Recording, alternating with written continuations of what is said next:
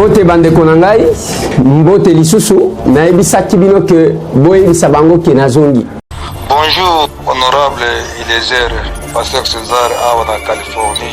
Il en tant que président à la tête du pays, mais jusqu'à ce temps, c'est dollar et son matin. Bonjour mon frère, ils ont déconné à partir en France. Maman Marine à Londres. Ezalingai Maître Gina na Lisbonne, notre président de la République. Donc c'est le temps yango ya koyoka biso otali kopesa ye conseil était aluka manière ya ko se débarrasser na bato oyo puisque 2023 ezali mosika te. Au monito lever option ya koloba parce que au monito silence za malamute. Moi c'est Trésor à partir de l'Afrique. Quelle est l'organisation de votre gouvernement sur la crise que nous est en train de passer sur les coronavirus? Où se trouve le conseiller président, celui qui est venu avec le projet numérique? Les gens vont aller une année blanche comme ça et recommencer encore l'année prochaine. C'est incroyable ça, c'est incroyable. En tout cas, dans les au cours de Chine, où il y a des locaux, on a checking one and the basi moko tozomona ndeke soki $100 eza na des cartons te biloko etimate bongo $100 wana eza ya copie basenga kabino ou bien kendaka na caisse ya l'État par jour courant ezokende 20 fois par jour au courant ekeiwa et pas la bango. Moi je vis ici en France. Le lobo za koloba mokolo moko akolela continue na yango atama Kabila tozalaki ko dénoncer comportement ya ba autorité. Mais natangwa Félix Awa ba autorité baza bato liboso o bazo marcher en dehors ya loi bazo so ba sens cynique mutu nyonso azotambola na gyrophare mutu ka nyonso monika batie minda wana ba pelisi bango wana sens cynique. En tout cas on doit laisser passer ça. Ceux qui ont le biba keko kota na tout moi laboratoire na bango mike ya kolunga koloba ya za domona qui est pas. Ceux qui ont dana ba preuve contre les étambo les gars na télévision.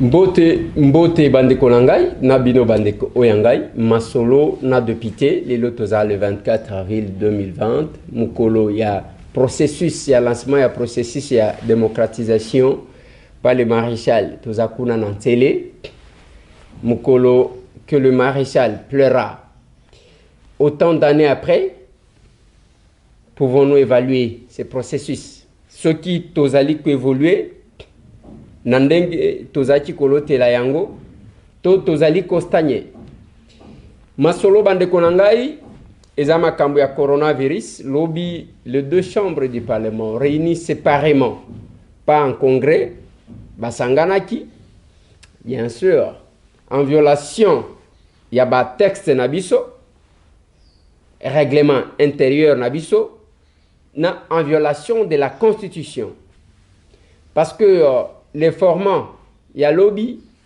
ils ont prévu nulle part les règlements intérieurs, nulle part la constitution. Il n'y a aucun texte qui prévoit les formats d'hier. Au moins, peut-être un peu au Sénat, oyo, batu, votaki, et sénateurs, presque nous sur 109 sénateurs, au moins 104 voté pour la prorogation de l'état d'urgence. Mais son assemblée, certainement la présidente Janine Mabunda a cherché d'abord à commencer par apaiser les esprits. Il y a que bon on a complot partout bon on a kakamabe partout et le kotolingi to sala eza mususu ben bato bazo kanisa makamususu mais maintenant il fallait se poser la question pour nini bato bazo kanisa la bino kakamabe parce que il y a eu des signes. Oh, il a qui que moi et le quoi mabe et lingi sali. Mais kuna et pas na biso toyoka ki que bako sangana na cadre ka ya ba président ya ba commission. Ya ba groupe parlementaire. Commission permanente na groupe parlementaire. Il y avait une estimation de 60 membres. Ninge balobaki, mais hélas, nous avons entendu qu'ils étaient à 67 membres. Ba mususu ba koti sirba de quoi?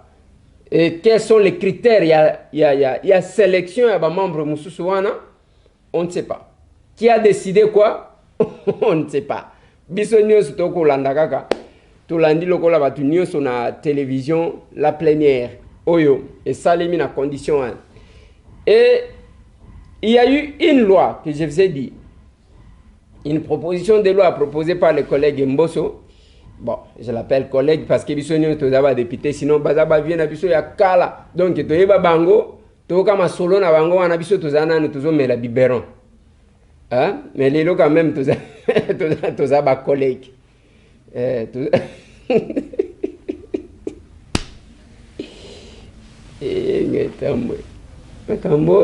Pardon. Donc, toyoka ma solo, il y a ba combo, il y a ba collègue na biso. Bazaba doyen, quand même, bazaba collègue Nabiso, ba collègue Mboso Kodia. Wana, donc, toka ba kombo wana, ngai nazo melanan bibron. Donc, toka ba kombo wana, mais lelo quand même toza ba collègue. Yenda proposé loi pour na ko proroger état d'urgence. Bande konanga avec 2 articles, ba yeko bakisa. 3e article, il y a disposition abrogatoire. Donc, il y a Banini, collègue Willy Makash a proposé qui. Mais sinon, il y avait seulement 2 articles. Mais là, on a Kotuna. On va voter une loi pour 15 jours de prorogation. Mais on n'a pas voté de loi pour 30 jours. Donc, modalité pratique, il y a état d'urgence. On n'a pas de loi. Mais on va voter une loi, il y a prorogation seulement.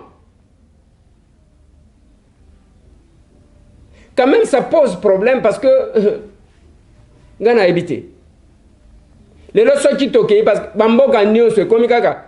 État d'urgence, c'est aussi là. Ceux qui confinement, c'est aussi là. Va proroger. Confinement, c'est aussi là. Va proroger. Bambo, presque Nyo, ça va ça là et le Gohan. Après 15 jours, donc dans 2 semaines, tu votes une autre loi. Comment ça va se faire?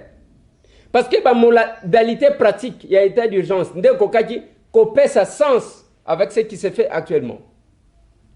Les lots, si biso ba modem angoan, ezo salate. Et puis, ils ont courant. N'est-ce pas ça l'émission? Ah, courant, ils ont.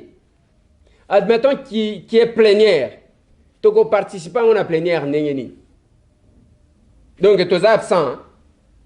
L'absence imposée. Quand vous voulez faire quelque chose, bota la galogola bozo sala ba formalité et bi magalogola copie à coller à mon côté. Bosela na mutema malam. Bacha soki botali na assemblée na salle ya congrès, place to vanda kabiso ba député. Bokomona ba micro moko ba tiela biso. Et ça la gâté, et ça la gâté. Donc, ceux qui ont vérifié mbongo ebele bima pona ba micro wa. Ne ba micro wa ne sala gâté. Bachango siko na lobby boy. Bachango pona kwambelir ndenge tochaka ba fruit ya kopal na ba mesa. Ce qui est ndenge nini. Et c'est la même chose. Les lots qui bachaka sérieux, bazwaka au sérieux. Nous retournons. Heureusement que ba opération kanga muibi et makambu ya fibre optique. Ti les lots suite na ngweza la kanini. Baya ya moko baliaka mbongo ndengwana. Bakamata Joseph Kabila wana bamemaye na Mwanda. Akenda ko inauguré boro isala kate. Boro isala kate. Mais fibre optique wana ezate, nous avons une difficulté d'avoir l'internet. Okoya na représentation nationale, na palais du peuple wana wifi ezala kate. Okena aéroport, ba aéroport na biso news wifi ezala kate alors qu'à travers le monde na aéroport wifi ofele ko zangata. Pour que batu quand même va communiquer. Biso awa, na aéroport wifi ezalakata, na palais du peuple, représentation nationale, wifi ezalakata, na éviter, même ceux qui ont un immeuble intelligent, hôtel du gouvernement, wifi ezalakata, au coup de ministre, azana kamwa modem ako tambola kana. Au coup de ministre, azotinda mutu, secrétaire na ye, kene mangu Sombelangai mega ya 1000 francs. Bande kunangai. Isa soniti. Excellence. Donc, azotinda ceux qui gardent azate yemo kwa kitimangu. Akeko somba mega ya 1000 francs. Isa soni. Et vous trouvez aussi, nous le député, la même chose. Quand on est au Kaka Makambu ya Bambongo ya 7 millions de dollars ibimakawan. On n'a pas de wifi. Kuna oyepe na parlé du peuple parce que pendant que vous travaillez, fallait que ezalata na ba moi wifi ya bato bazo se connecter et facilement. Et ça quand même une représentation nationale. Ezate. Les le papé si biso ba modem. Modem on fait ça dans le courant. Courant mayuya. En cas de plénière et que ça les mandengeni. Tout ça bande konanga na linga na loba. Une chose, comme ce n'est pas prévu, ni par la Constitution, ni par le règlement intérieur, et zo salema na état d'urgence pour na ba oyo bazaji komona kaka mbeba ndenge zo salema. Il fallait une loi oyo ezali ko pesa modalité pratique ya état d'urgence. Ce qui n'a pas été le cas. Kuna tokete toyika ke mamba sali proposition nani collègue nabiso Mboso Kodia. Donc collègue nabiso ba doyen. On a vu même dans quel sens le débat s'est déroulé. Mais ce qui est curieux, dans le Sénat au moins, batu ba voté qui par procuration. Il y a eu les sénateurs qui n'étaient pas là, batindi ba procuration pour que ba voter les bango. Mais biso ba député. Netingai. Natinda qui procuration te. Et nenge tozala ki wana, mutu moko te, ba député o bazala ki libanda mutu moko te, asali nini. Et kuna même nenge salemi, biso to kozela bureau ba pesa biso rapport. Okoyo ka kuna ke ombongo ebima ki 7 millions de dollars. Makamba onka yango wana. Makamba onka yango wana.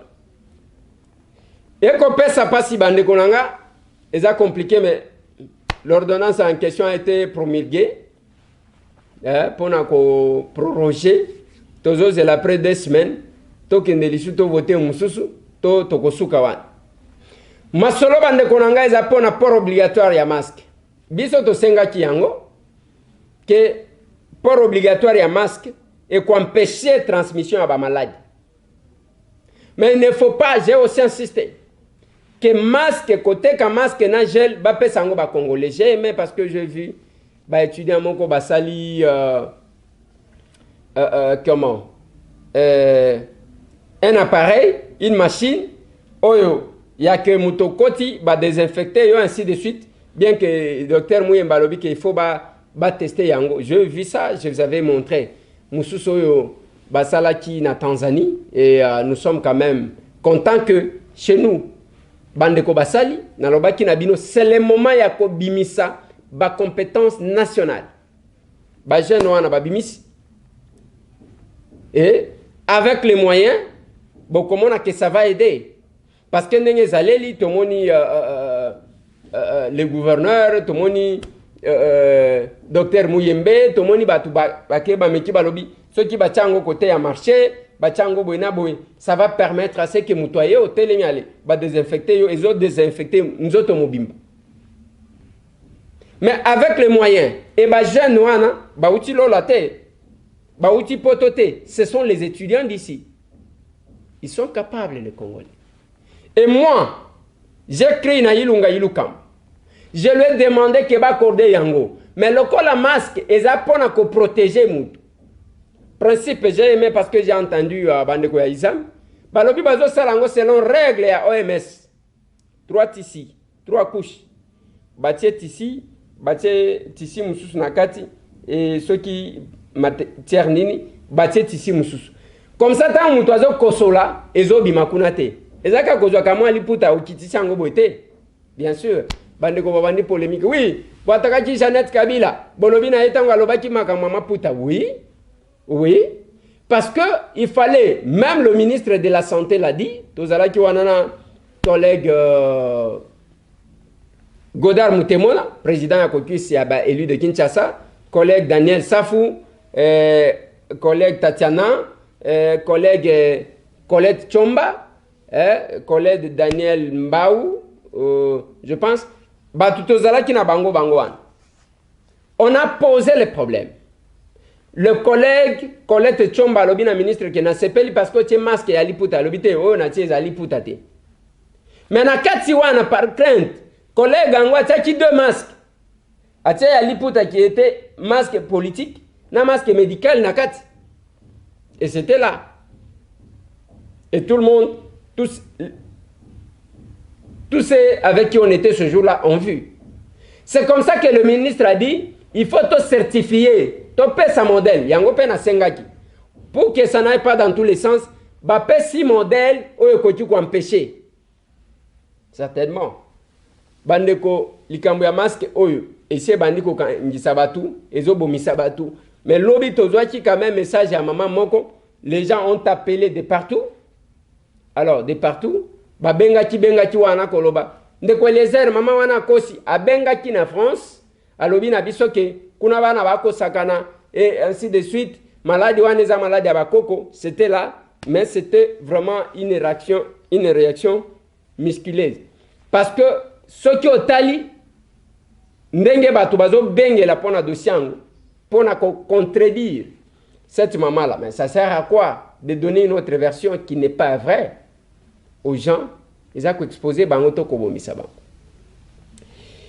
Mes condoléances encore les plus attristées pour na pasteur oyo autaki na Elsa Kibino akufaki na Boston et na famille na Mobimba. Nous présentons les condoléances, mais nous vous donnons en même temps le programme. Il y a Matanga Naye parce que on nous a donné les programmes.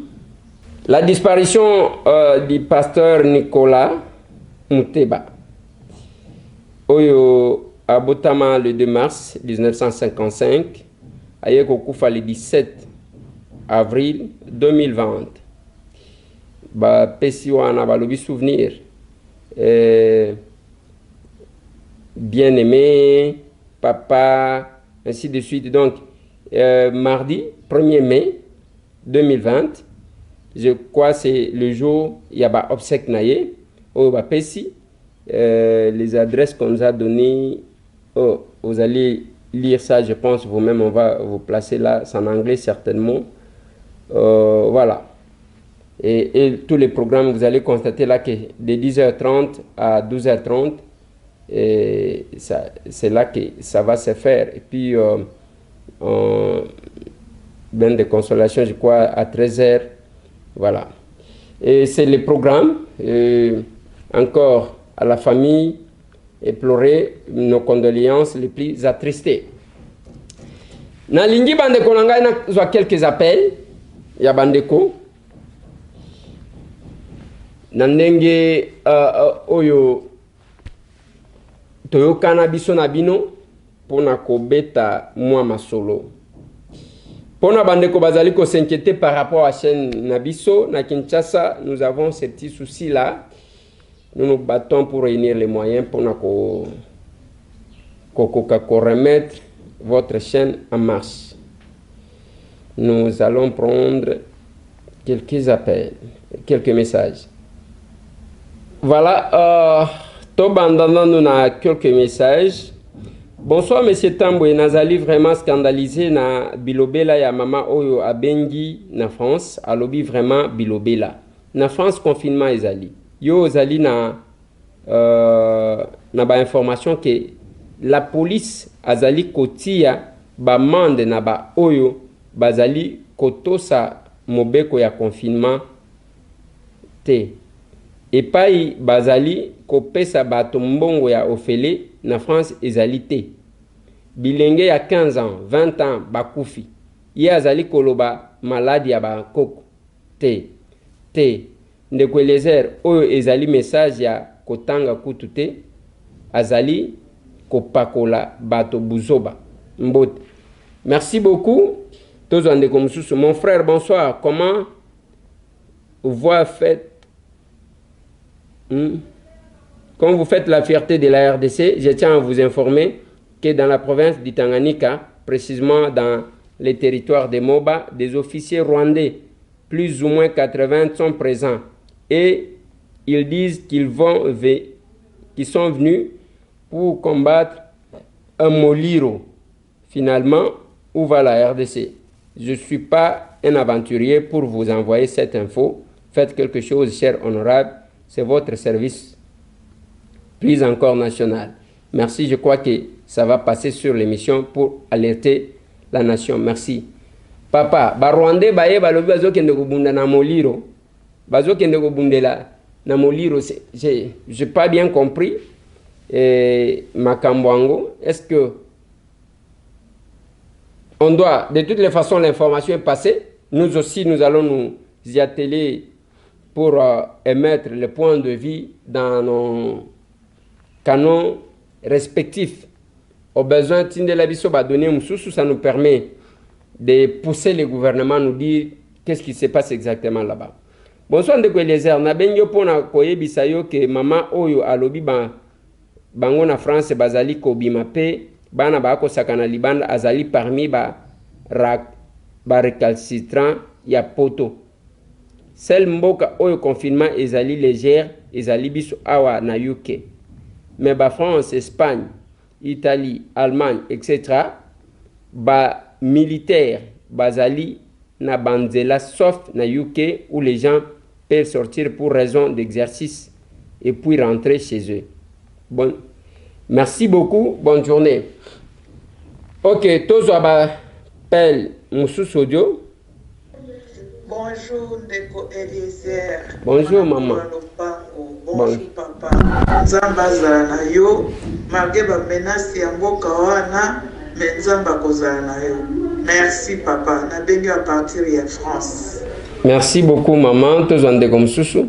Bonjour, bonsoir Ndeko Eliezer, moi Nakolo Lupango. Bonsoir. Monsieur le Président, Baye Ndeko Nayo, Pasteur John Sanga. Na bengi na Londres, na évité message au Sogé Rolé. On a zara routine de Guénao na yo quitté.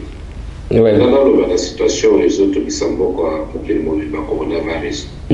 Est-ce que Bakoui Komekate, docteur Longondo, na papa Mouyembe, Bakokina no Komekate, Bandeko Moussoussou et Afrique, donc on a abonné à Pivirine, na docteur Valentin Agon et à Bénin, na Burkina Faso, na président Oyo et Madagascar. Bakomekana no te papa na en Afrique. Bazozela kaka omes kaka biloko matinda kaka ba aspirine na ba chloroquine ba périmé bakomekana na biloko wana ya africain na nte toko dépendre te kaka libande ti mokoloni. Ok, merci de konanga passe na motema bye. Merci beaucoup papa. Je pense que tous en phase ya koluka contester au wana ils a pas mbatté que le chef de l'État congolais a échangé avec un chef de l'État malgache pour na Likambango Yanini, bien que ça pose toujours problème, tous on est comme ça. Oui, Ndeko Eliezer, Jean-Pierre, au niveau de la France. Oui. À plusieurs reprises, Zoloba, Félix est très mal entouré. Le président Félix est très mal entouré. Ozo Garam Mikolonos est au monde qu'effectivement, preuve et Baniko Pimamane, Manembe, il est très mal entouré. Et puis Ozo Bapé du Sous, qu'il y a un danger autour de le président Félix, il y a un danger. Mais je crois qu'il faut au Koutanaï, ceux qui moi au Koutanaï, ils allaient au Koutanaï. Ceux qui va pour au Koutanaï, qui n'est pas moi c'est naï. Ceux qui moi c'est n'a pas au Koutanaï, qui n'est pas maman naï. Ceux qui maman n'a pas au Koutanaï, au Soroli m'a beaucoup le pays du peuple congolais. Voilà, na salibo, Bali, ou Yamamate, pour naïf, c'est pas moi, voilà. C'est complot, ils a bouillé, peuple congolais, et puis au Soroli m'a beaucoup. Faut pas oser la guerre, ma pays, là, il y a pour le bateau, mon colo, mon carolé, non. En tout cas, excusez-moi, mais il faudrait que au Coca-Cola, pour leur dire la vérité que voilà, il y a un complot qui se prépare. Merci. Merci beaucoup, papa. Omoni biso moko tozalaka ba victime, ce que omoni à un moment donné ba campagne de diabolisation kotaki makasi même na ba réseaux sociaux contre notre personne. Et tu regrettes ka penzate parce que toza ba combattant na lo bakango tous les jours ki ngana combattant. Mais quelque part là, ça nous fait mal quand nous constatons que Bandeko Bazo Luka ko nuire ndeko na bango pour rien à l'occasion de rien parce qu'il a dit. Les lorsqu'ils qui to sali masolona depuis te to échangeaka biso na bino boyo kaka o biso to koloba bino biso peto kaka o bino bo koloba. Parce que je n'ai pas le monopole il y a ba information. Mais j'ai dit quand même que je suis parmi bat oyo ba yebaka. Et qui apporte les informations vraies, pas biloko il y a tantôt plus tôt. Quand j'ai commencé à demander l'évaluation à cabinet et à chef de l'État, bah interpellation na ebanda kite. bato basuka ja 15 millions 15 millions 15 millions. Et ce qui me fait mal les lots ezaba oyo baganga ki 15 millions sikoyo babandi ko bima lokola ba avocat ozomona inconstance ya bato. Donc ozomona ke mutu ayebi nini azoluka te ezaka ayoki baganji wo ye pa ganji wo ayoki baganji go inconstance moko na omona te. Inconstance moko na omona te. Et là j'ai dit sans vouloir défendre qui que ce soit nalobi tala batu o bazolo bake non problème eza caméra te lelo caméra komi mutu malamu.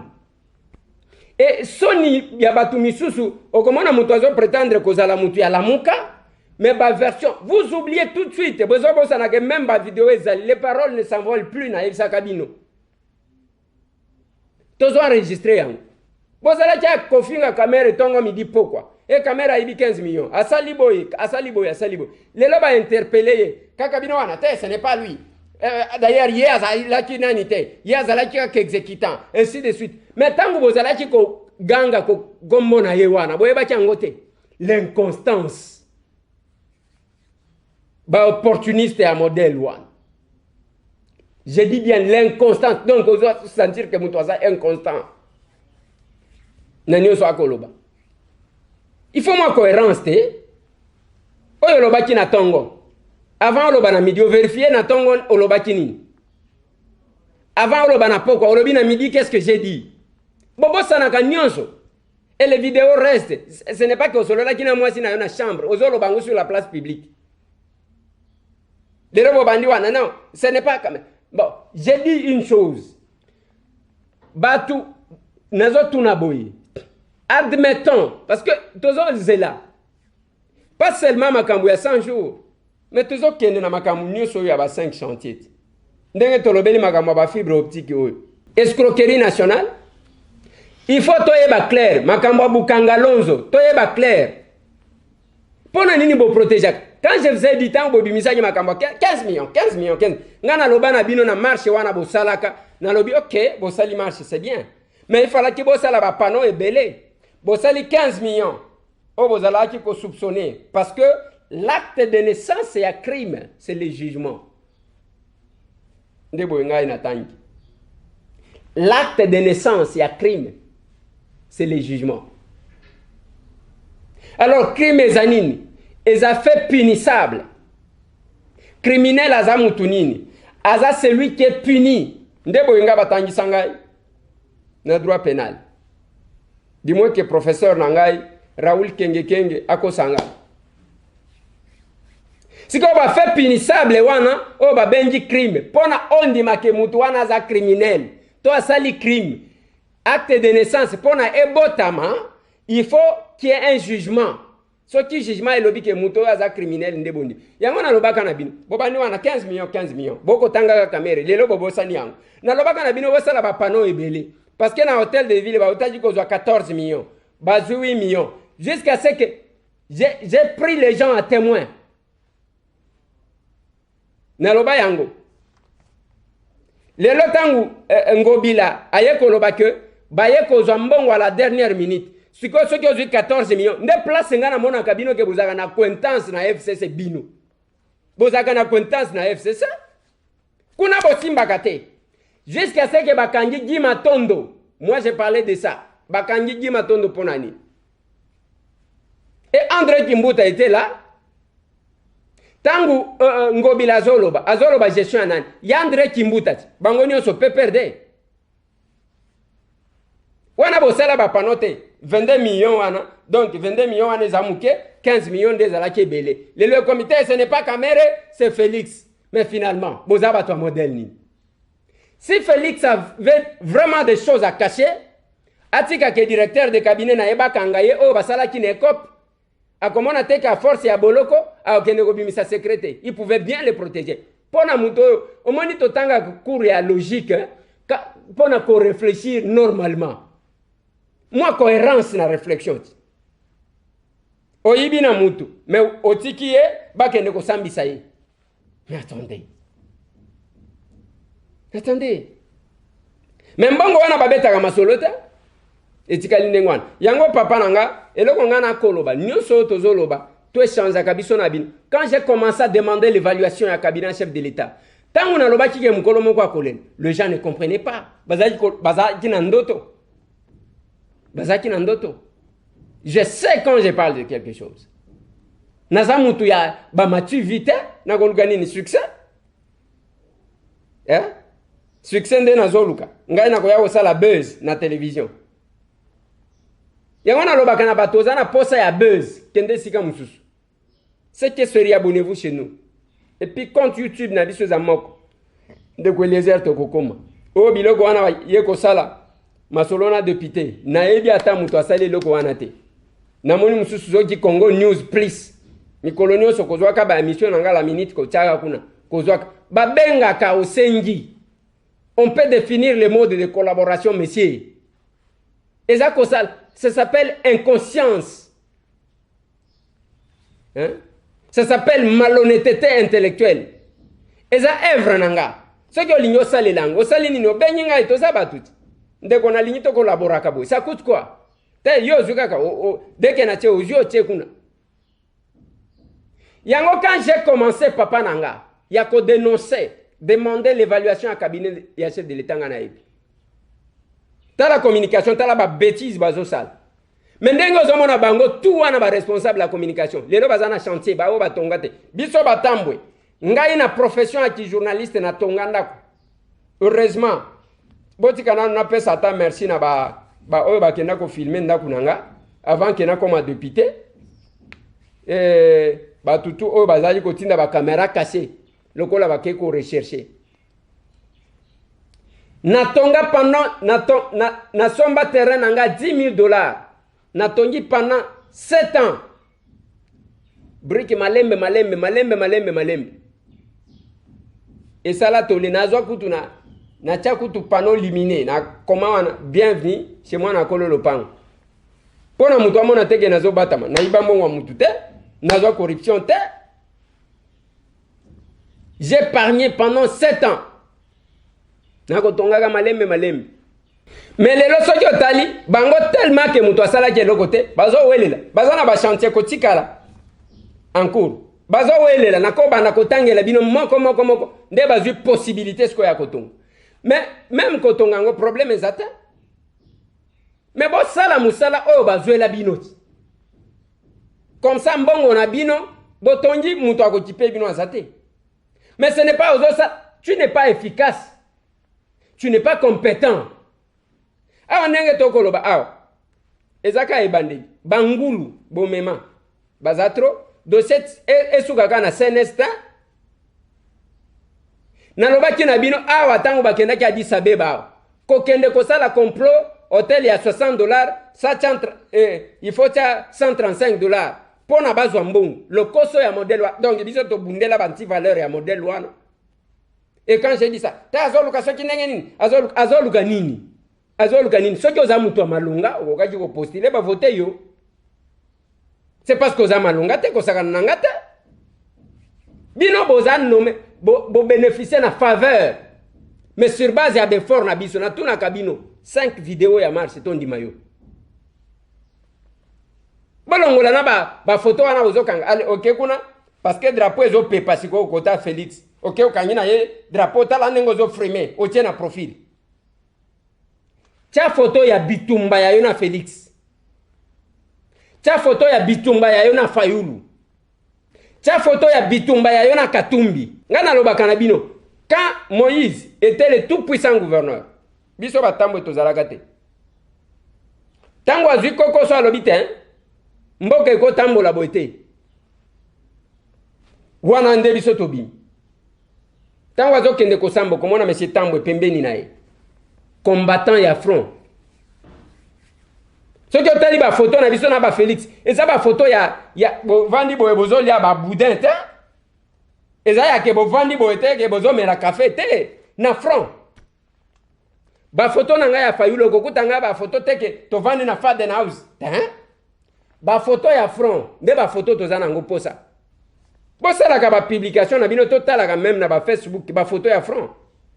C'est ce que nous avons besoin. Ce n'est pas ok qu'on allait. On l'a costume, allez. Félix a l'a costume, drapeau et zawana, ndeoyewana, j'étais avec le chef de l'État. Oui, bozo bénéficier, t'as la nègre bozo publier ma photo à l'avion.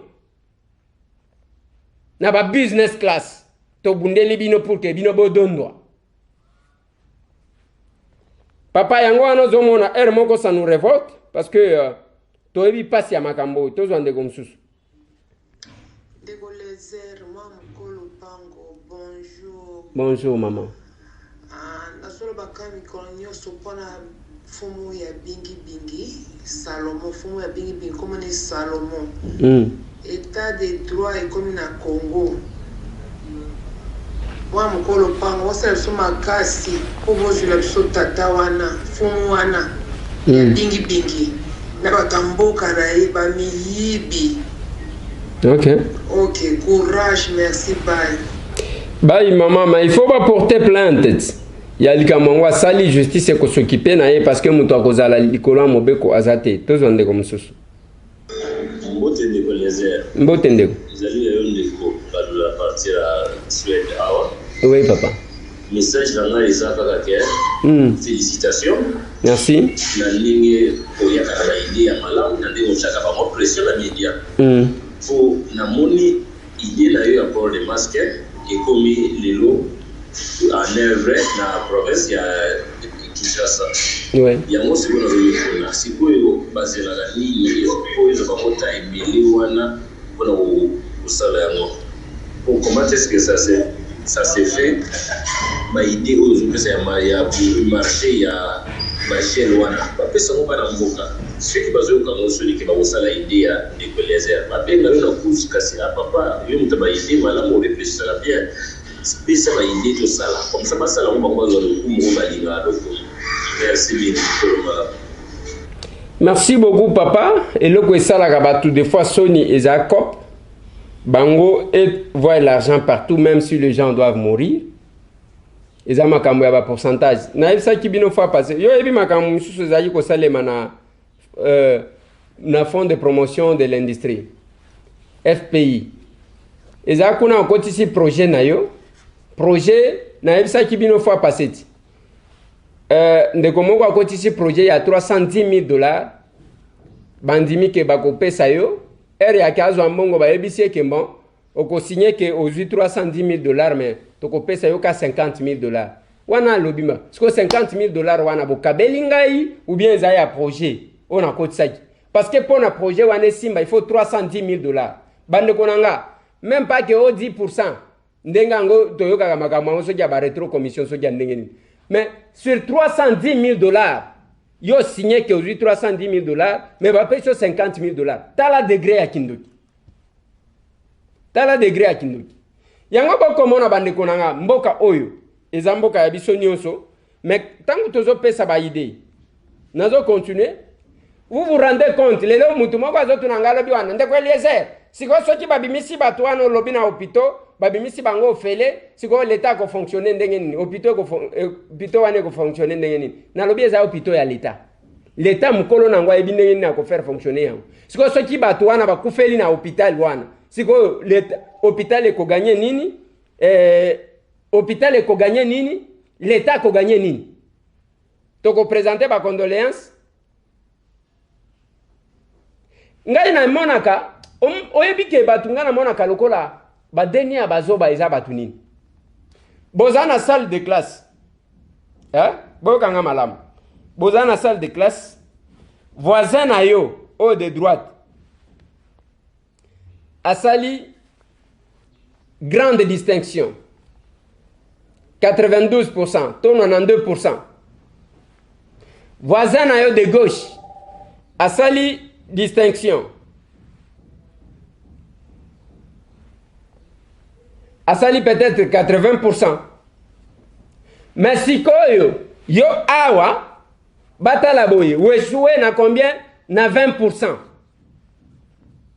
Bande konanga eza kindokiti parce que même ceux qui ont mayelete oko tricher ta ko tricher te o tricher muke awa o tricher muke awa o kati ko zalata na ba 50 60 mais 20%. Ezalaka compliqué. C'est là que j'ai proposé na gouvernement ya Ilunga Ilukamba. Bon, moi, na loba ki na bino na Japon, le premier ministre japonais a tindeli batu deux masques na boîte email na bango. Ezaka ndenge ya ko motiver bango. Et batu ba kozwaka ba décision, te proposer ça ne coûte rien à l'État kolobaki. Parce que plus c'est bokangi bango, plus l'État zo gagner nini. Bon, on peut futa maka avec intérêt. Kake ba ofute la mbetu ango ezala pe lisute bato wana bazolala na mabende ba mususu na se ba libérer bato wana mais comment naka mutu moko te l'état ko sala ndenge nini. J'ai proposé bazwa exclusivité ya ba produit oyo ba masque ba nini ba pesa ba congolais o comment na ba congolais ba kolakisa yo de quoi ils sont capables. Ba congolais baza ba fainéante bozo pesa bango possibilité te ya ko s'exprimer. Voilà pourquoi de mes deux lettres. Na Ilunga Ilukamba. Ceux qui a salé les ango d'accord. Ceux qui a salé les ango, un jour nous allons l'éviter, il va répondre. Au cas où pandémie, et continue ba mama ye moana, et ravager Batou, au cas où et continue ba hôpital, il y a l'état bateau ba kangama. Il va répondre parce qu'on ne va pas accepter. Ya qu'on n'imagine jamais moana na ye, to moi si na ye, ton de konaye a kangama na bolo comme modèle wana. La même chose pour le docteur Eten. Il a vu. Tozala kiwana ba député nazala kikanga mon côté adondo mbasi place azali akola nanga on était là na mama yem ba Jean-Marie Lukulasi ba honorable Kalonji ba Bernard Kayumba ba honorable Charlotte Masiala ba honorable Solange Masumbuko ndenge tozalaka ba Didier Kabampeli ndenge tozalaka ba honorable Modero on était là tout le monde insupportable kuna tout le monde même moi na mke qu'on a violé moi na ya 16 ans. C'est parce qu'on ne peut pas vous mettre les images. Moi, na 16 ans, abota ma passe na difficulté, mais bakangaye parce que zana mbongo wa futate. Moi, na 16 ans, o kindo kité, hôpital wana, ya yote, ya papa na yote, ya maman na yote, et ça y a l'état, et ça y a bisonyoso, il y a des cas qu'il faut comprendre. Ba médecin directeur wana ba kotonga, oyebi akobwa kele yomba susoki ayoki ke bazolongola yo. Pona nini parce que bazana bentere na bango. Parce que bazana bentere na bango. Même quand il y a qu'on comprendre que il faut que tique. Wana bozo comprendre te. Allez bozo zo kam mbongo ngo bocha kan wat. Tozo ande comme sous. Bonjour mon akolo pango. Na bengi na Brésil. À propos ya maman na bali pona masque na ya France wana. Maman na za dogo moni ennemi congolais za congolais. Na mboka mo te na ba kilba pe na biso bazo kabla de fa bazo kabla de ba masque. Donc hier zo ba na France hier na ba tamba na malade ba mikolo akosi. Bazo tout na mutu so bimo tout no o ke wapi. So ko so ba blanc ko le ba tiki so ko ka tamba pa ba ko so sa yo. O vous avez la amende donc akosi. Donc les mecs congolais ça congolais. Donc maman na kosi hier afana ko moni na France hein. La France on a souka bena mboka neti mo fanda na souka bena ko bumbashi ko na souka donc yeso va fanda ko na bongo bumbashi za la souka yope kama lui bongo donc ya kosi votre masque ça allait bien parce que sur le belba comme l'autre qui c'est pas docteur on peut sur la question d'ordonnance on sait pas présent priorité pour ça au bongo au témoin na yo ya na siri una pour na mon métier légué. Merci beaucoup Ndegonangai yope le bumbashi za la souka c'est-à-dire quoi. Mais pour ton village, c'est la capinzate parce que la vie est la même. Bah McDo, au kuta bango partout, bah KFC, au kuta bango partout, bah Walmart, bah supermarché, ça partout. C'est ça la différence avec chez nous. Bon, on a habité, mais maman, ce qui est vrai, ils ont dit que tous les réactions est belle contre bah propos naïe, tous ont dit comme ça. Bonjour, Nico Elisir. Bonjour. On a tourné la question par rapport à lui, pasteur Abondalisa, qui est malade ici. Franchement, Vatika va voiture, va discuter, ils sont trop dans donc c'est bon. Le gouvernement a l'autre en place, il va battre la peau malade, il peut pas les gars. Donc, Atika n'a pas pu le faire, on a pas voiture, Vatika. On va s'embêter à faire des miracles, alors, Batika Soba Fantio, on a continué au Balucana Poto,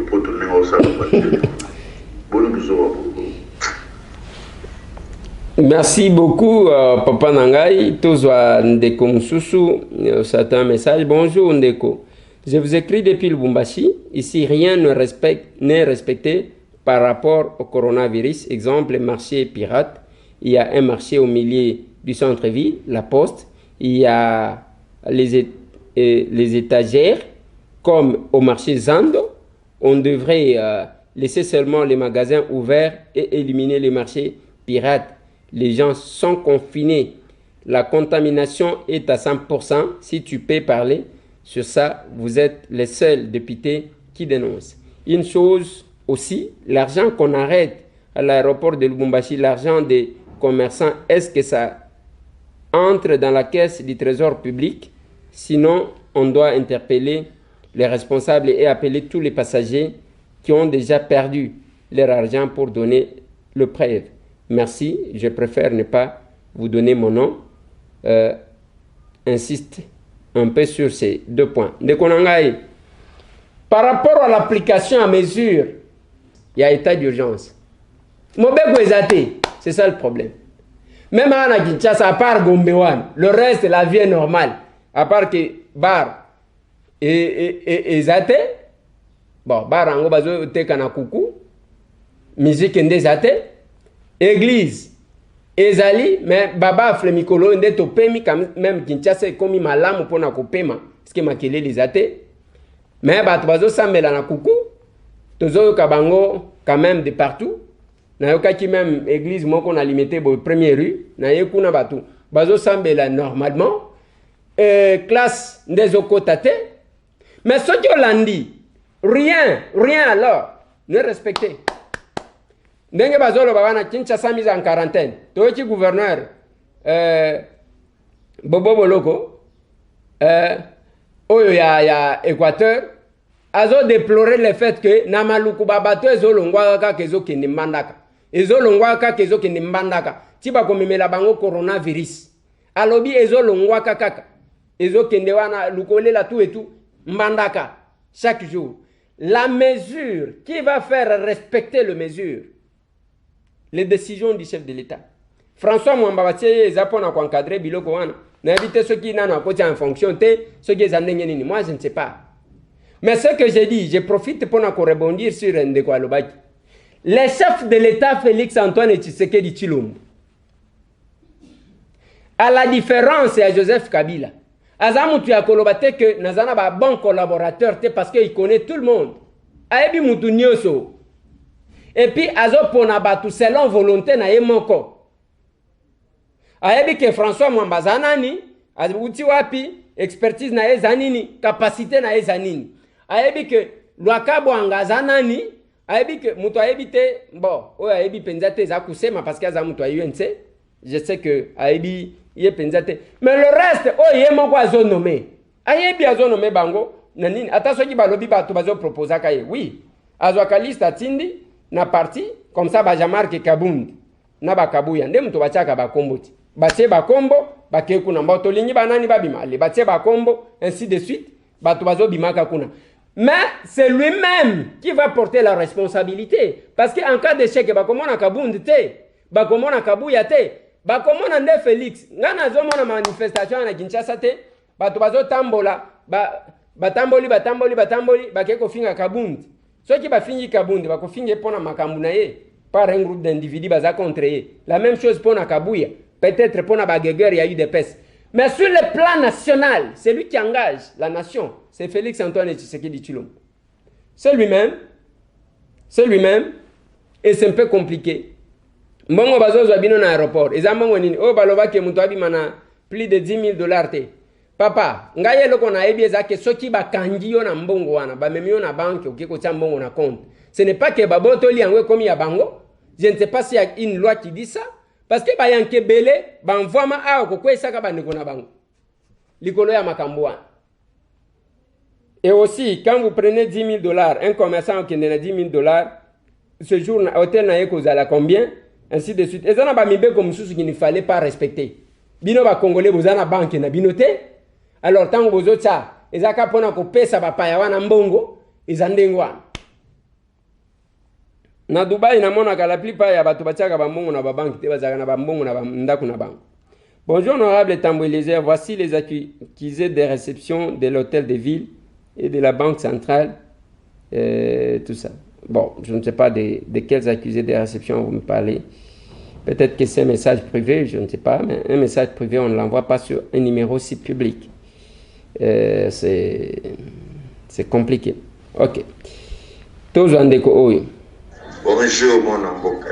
Namoni ba message nazolekisela ozobimisa mote. Biso awa toana Afrique dans un problème makambo ya Corano. Donc ezali makambo kolandela ngo le trait. Yana tindela ke ba message wana olinga o transmettre na batbaye banini bazo nyokola ba intégration na Chine de bakongo forcer bango na makambo ebele bezo le kakuna. Yo za imona polo pango ko ebine ko sa kamwana. Na minicho yo pona makambo corona ezate ke bosanse mamba politique. Na felisi ba parti politique nyoso ekomi eloko moko pona ba convaincre corona. Skopino kuna na Congo ba parti politique. S'il vous plaît, on ne prend pas les appels en direct. Ça vous va pona ba compliquer gouvernement. Linga oye mandeni to solution. OK, bye. Merci beaucoup papa Nangai pona makambo etali Chine. Nous avons en contact na président de la communauté congolaise ya Chine. Il a coupé sa capsule d'information. Message, limbisa biso ba message eko ya ebele de fois. Ezakandengo wana me yayo yango wana lekilelo. Tozonde comme susu. Bonjour honorable moi Kolopa. Bonjour maman. Donc Eliezer, n'engena répondre vite fait. Oui. Na maman ko alobaki ke a confiné mes amis en France. N'engena ebiso maman na vanda na France, davana na Bujumbura. Faut vanda na France confiné mes amis. Kuna pas na Bujumbura. Non. Mes amis bana bazo bima bazo sakana l'état pesi ba mbongo. Na France to ebite marambona to ebiamote. Parce que biso pe to na bana tozo bimate. Oya bana bazo bima bazo sakana vie za normal confiné mes amis balata masque te na Bujumbura kuna pas na ba. Na France ba Macron tozo lata. Nengana ebape ceux qui avant président a nommé directeur de cabinet est-ce que faut cabinet muta pesa combo ou pas? Merci beaucoup, bonjour. Maman, numéro qui message à l'obéza numéro à France, Ezaki plus 33 et aussi Ezaki à Bujumbura et à mi balé pour na nommer directeur de cabinet à chef de l'État Senga Kabila. À Koseng et Lénine, c'est son directeur de cabinet. Mais sinon, ce n'est pas encore à l'ordre du jour cette question à nommer directeur de cabinet parce que jusque-là, Vital Kamerhe azali ko jouir na présomption d'innocence. Na outi ko sabino que l'acte de naissance d'un acte criminel ou d'un fait criminel ou bengi fait punissable, c'est le jugement de l'okongana ebi. Mais comme il n'y a pas encore de jugement, eh ben, il est encore présumé innocent. On ne peut pas l'enlever tout de suite. Voilà.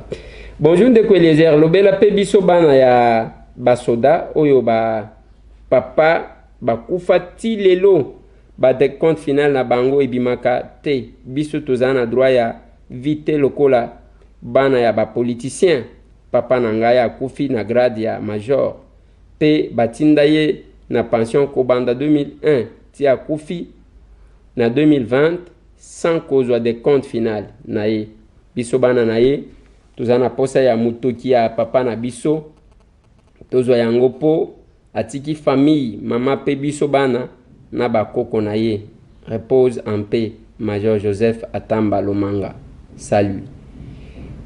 Ok, papa Nangai, moi je me suis toujours battu pour na basoda na lobi si nous avons besoin d'une bonne sécurité, il faut basoda wana bazala malamu pambate bino bokozwa bana basoda boko misa banka batu ya kosokola ka mituka ya ba politicien, ce n'est pas bon.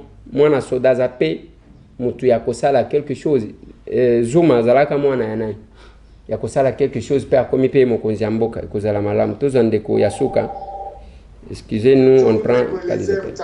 Bonjour. Moi, Kolo le Pango. Oui. Papa Ndongal à Paris. Oui, papa Ndongal. makambo ya doli makambo. Oui. Banda kala wana bela soki maladi pa ya zaleli to yebite soki bazo mona monena bakwe, je ne sais pas. S'il vous plaît, on ne prend pas les appels en direct. Kaka bango babela yo zaki na prison bela kita. Bao misu mazali na prison babela kita. Bao babela kamba mususu Frank Diongo bazo ko perfiser boti na tribunal. Mususu azako sumba makila rien. Donc makambo wana foko lukisa ye ko sala enquête azawa pa zonga na boloko. Tango yo zako yebisa bango ke mukolo moka kolela basaye ko yoka te. Donc comme ça on a continué comme ça mon akolo le parle natiki yo baye. Merci beaucoup Papa Nangai. Likamwadoli makambo je pense que yazo continuer kozala nangaliema. Mais il faut koyeba. Tozali susu na ngonga oya bakangi ne tozaki komona na mboka oyo. Bakangi mutu na 10h 11h30 o asali fièvre. Ba memie na hôpital ne bazo memaye wana tia ko bimaka wana. Nous avons connu, il y a beaucoup de cas comme ça. Alors, nous estimons que les choses ne doivent pas se passer comme tel.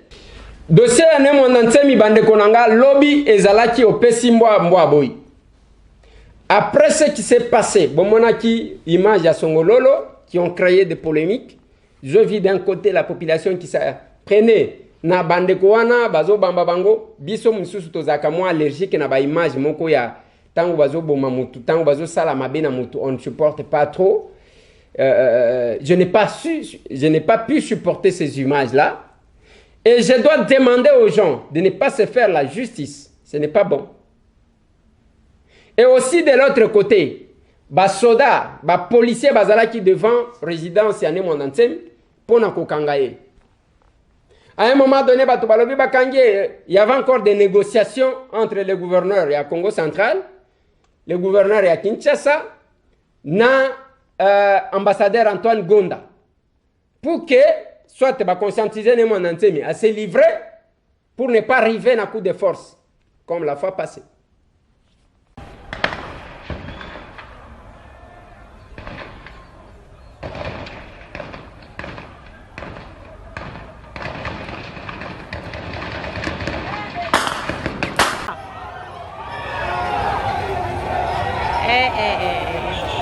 Regarde-moi les camions.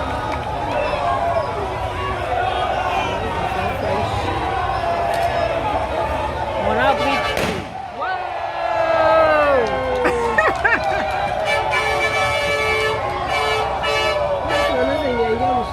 Sinjo, pelouse. Hey! Yo, oh, bien, bien, yo, yo. La réédition est faite.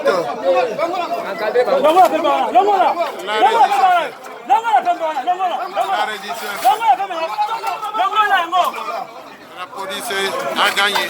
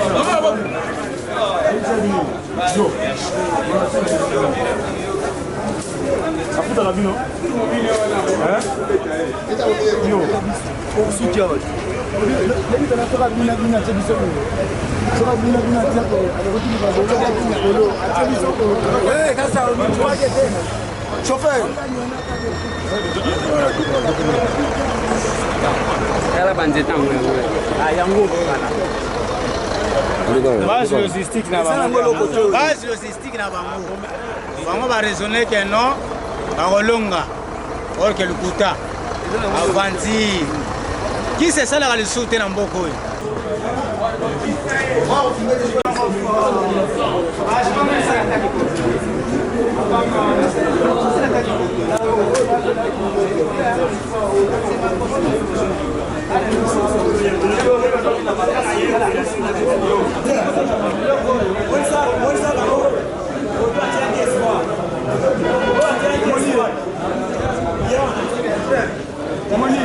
Mais bande konanga nakati wana ba mususu Gedeon Kyungwazo tambola Gedeon bino batu boyebi place Gedeon Kyungwazo tambola boyebi si batu. On ne doit pas vivre dans un état comme ça. Parce que si tout le monde revendiquait ses droits de la même manière, que deviendrait ce pays? Il ne faut pas poser la sentiment à modèle wana. Dossier à Gedeon Kyung, moi j'ai demandé à ce que Batouba a interpellé. Pourquoi? Parce que Gedeon Kyung a une résidence surveillée. Bapem Bazala qui kokenge la kuna. Nana bimisa ya leka ba barrière nyon surtout ana kenda. Il y a eu une complicité. Il faut que la justice fasse son travail. Et c'est la même chose pour l'incident à Songololo. Lelo auditorat balobi gouvernement saisir bango pour que basala. Mais je me suis aussi posé la question. Est-ce que parquet musala na ngwezagani? Ceux qui peuvent initier une action, il faut qu'on va saisir Bino, va instruire Bino. C'est quoi cette histoire-là? Bino Moussala na Bino Zaya qu'on recherche pas infraction. Non, vous ne recherchez pas les infractions. Vous vendez que non, bah ABC Biso, le gouvernement nous a instruits. Mais attendez. Attendez. Même quand il y a les infractions qui se commettent, beaucoup ouvrir l'enquête, il faut pas instruire Bino. Pour na makambu ya Songololo, kuna polémique ezali d'un côté balobi batwana bazalaki ko sambela baye babimeli bango de l'autre côté balobi te il s'est préparé il y a un certain sokinani oyo asangisa ki bango pour que s'attaquer na ba non originaire basi ba identifier ki bango. Voilà là où ils sont arrivés. Mais c'est la justice. Na uti koloba na bino que acte de naissance et crime, c'est le jugement. Mais que la justice fasse son travail, il ne faut pas que vous attendez que Batala Bino. Quand les infractions se commettent, Bino Bozo c'est là-bas saisir Bino. Parce que jusqu'à aujourd'hui, on ne sait pas nous dire exactement quelles sont les revendications de Nemo Nansemi. Azo Senganini. Badroua Nayangweza Badroua Nini. Quels sont ces droits-là qui ont été violés? Makamba Mbongo Naye. Wana na kolobaka yango tous les jours. J'ai reçu Serge Mayamba. Alobi ke azo kosa makambu ya mbongo. Ngai tambo te mtu na lobi. Serge Mayamba oyo asale la procuration. Pona osale la mutu procuration pona azo la kayo mbongo. Eza n'importe qui te aza mutu na ya confiance. Même indemnité de sortie na ya azo mutuka. Serge Mayamba mutu ayaki ko yebisa biso alobi amona kutu mutu kangwe pa ne mwana nsemi. Même alors, ceux qui peut-être pour nambongo na yemoko il faut batu bakufa. Yangona tuna kibino, ceux qui mukungubila sali la même chose. Ceux qui bakamwena sapu basali la même chose. Ceux qui batoyi des pes o bazana ba combattant bazana kati basali la même chose. Les kinanga Christians zakuna tililo. Azaku tukobela nenge tokolo babu. Ceux qui battent Yumbi, basali la même chose. Que deviendra le pays? Ceux qui battent Yabaïdi Kapende, basali la même chose. Que deviendra le pays? Il ne faut pas poser la sentiment mokobo. Botika babiloko wana ya kokota kana ba considération tribalo-ethnique. Depuis Tobandi Bamakamboyo, depuis un certain temps, ezakaka autochtone nem toazo kamba province. Combien de provinces est liboso parce que ba autochtone nem toazo kamba? Bien au contraire, les autres ont sima.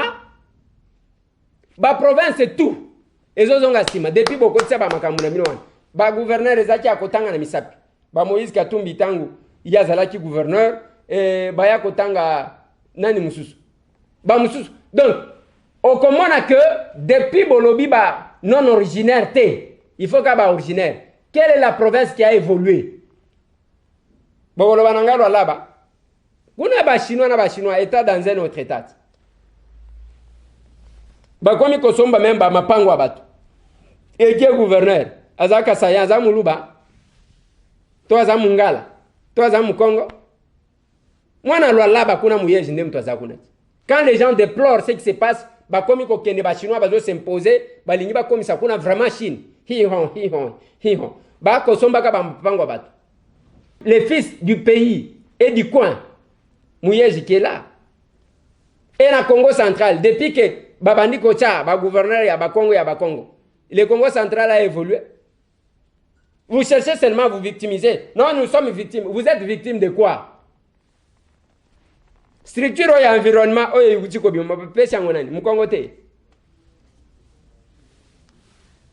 quand vous n'êtes pas capable, il y a quelque chose, vous avez une volonté politique, vous avez une volonté politique. Les gens batete la bako se plaindre. Sous Kabila batete la bango na bango, les tout puissants. Mais guna Sankuru etikali nani? Sankuru etikali nani? Bato abandondu bino pe bogoloba. Bogoloba nini? Bozo ba fonctionne.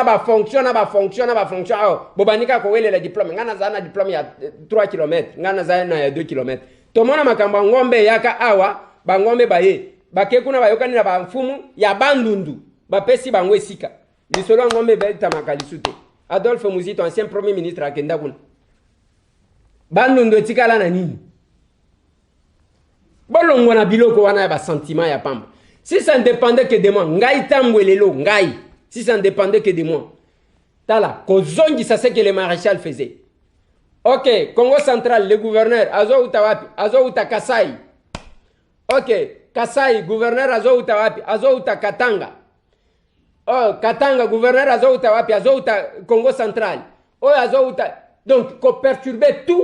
Parce que tout ce qui est dans la province, n'a été, Azobanga bakolo province. Mais oh, il y a bakolo province. Qu'on en côte. Quelle est la province qui a évolué? Botika la branché bande konangai, plus 243 998 311 332. Masolona de Pité, mi batela. Batela nzotonayo.